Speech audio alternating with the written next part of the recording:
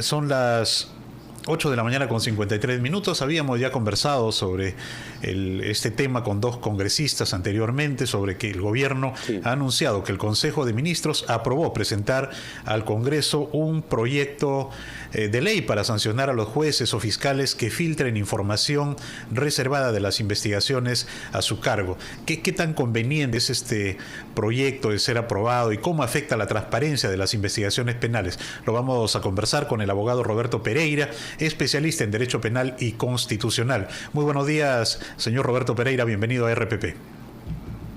Buenos días, un gusto estar con ustedes, a sus órdenes. ¿Cuál es su posición, cuál es su punto de vista sobre esta iniciativa que ha presentado el Ejecutivo al Congreso de la República o que lo va a presentar próximamente?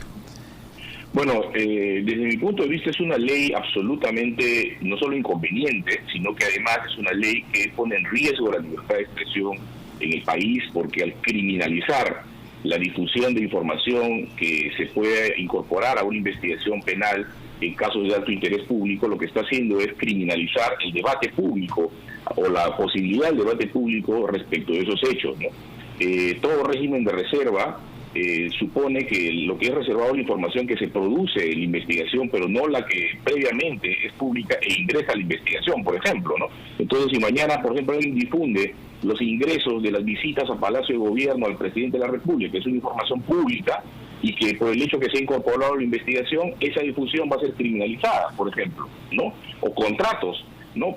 Imagínese usted un contrato que está siendo cuestionado porque habría habido autocorrupción y se difunde los términos del contrato. Y ese contrato, según esta norma, que se presentaría por el Ejecutivo, no podría ser difundida por la prensa porque al difundirse, inmediatamente eso generaría un reproche penal para las personas que tienen a su cargo, a custodia de esa información. Ahora, desde todo punto de vista es un despropósito esta norma.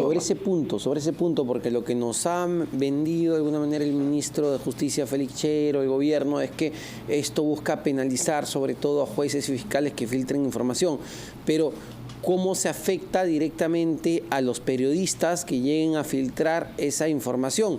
Pueden ser hostigados, pueden ser llamados por un juez para que declaren, para que revelen sus fuentes. ¿Cómo se afecta el trabajo periodístico? Efectivamente, señor Luis, es una excelente pregunta, porque si bien la norma no criminaliza expresamente a los periodistas, dice si no vinculado a las partes, ¿no? Criminaliza a las partes, a los jueces y fiscales. En la práctica, cuando una información se difunda a través de un medio de comunicación, ¿a quién van a llamar? Al periodista que lo ha difundido, al medio de comunicación, para preguntarle efectivamente cómo es que ha producido, cómo ha obtenido esa información. Entonces, en la práctica, por eso decía que lo que está siendo afectado acá es la libertad de expresión, la libertad de información. Entonces los periodistas van a estar sometidos, van a ser llamados a todas las investigaciones vinculadas a la aplicación de esta norma para que precisamente revelen sus fuentes periodísticas. Por lo cual se genera un efecto disuasivo, un efecto de autocensura, porque evidentemente nadie quiere estar sometido a investigaciones penales donde se están preguntando acerca de sus fuentes con riesgo, ¿no es cierto?, que se convierta en una persona investigada. Sin duda esto va a generar un efecto ¿Y no será esto lo que busca finalmente? ¿Y no será esto lo que finalmente busca el Ejecutivo, poner a los periodistas en un estado de vulnerabilidad para que no puedan efectuar su trabajo de una manera correcta y adecuada en temas de investigación? Efectivamente, yo coincido con usted. El propósito final es eso, proteger a los políticos que están siendo investigados por imputaciones de graves cargos de corrupción. En el fondo es eso, que no se quiere que se debata públicamente la eventual responsabilidad de los políticos, de los gobernantes, que están involucrados o están siendo imputados, investigados por estos hechos. Eso es finalmente el propósito. Y sin duda eso es lo que decía antes, pretenden criminalizar el debate público de aspectos de altísimo interés público que tiene que ver con la responsabilidad, eventual responsabilidad penal de estos altos funcionarios del Estado. Ahora, no deja, doctor Pereira, de llamar la atención el contexto en el que se lanza un proyecto de este tipo, ¿no? Un contexto donde el presidente de la República está siendo investigado por ser la supuesta cabeza de una organización criminal enquistada en el aparato público. Es decir, lo están investigando por eso, se filtra y se discute esto como parte del debate público, porque está bien que sea así además, y listo, lancemos un proyecto para hostigar a periodistas. Es llamativo. Sin duda alguna, esto incluso podría ser interpretado como parte de un mecanismo de la reacción de lo que precisamente se está investigando. Lo que se está investigando es que existe una organización criminal enquistada en los más altos esferas del poder que está usando el poder precisamente para cometer delitos.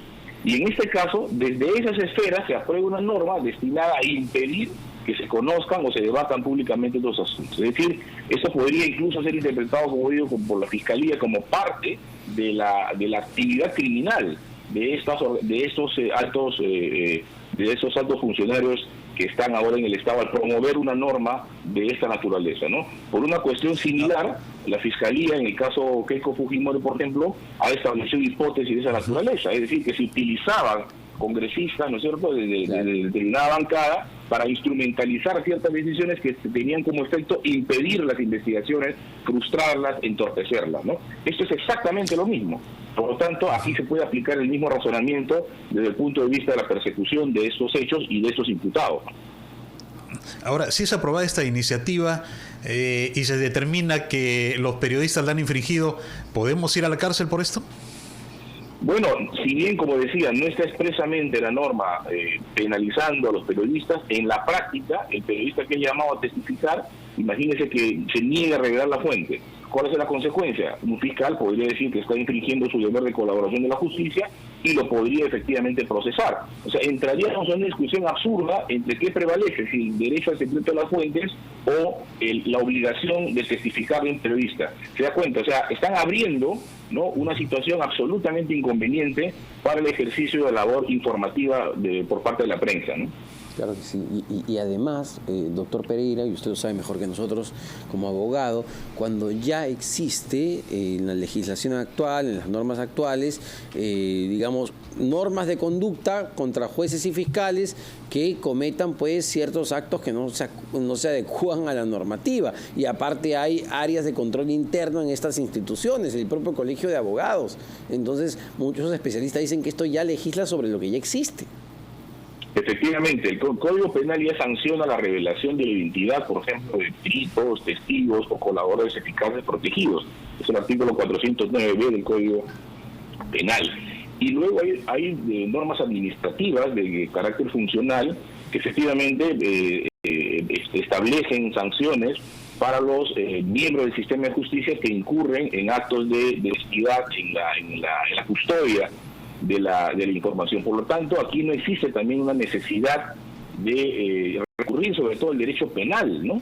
Y criminalizar este tipo de conductas para, como digo yo, legislar algo que ya está legislado, lo que denota su absoluta falta de necesidad, ¿no?, en esta propuesta que revela nuevamente con esto que es una norma que el único propósito que tiene, como decía, es impedir que se debata públicamente aspectos vinculados a las imputaciones a altos funcionarios públicos y a políticos, ¿no? Creo que ese es el verdadero propósito de esta norma.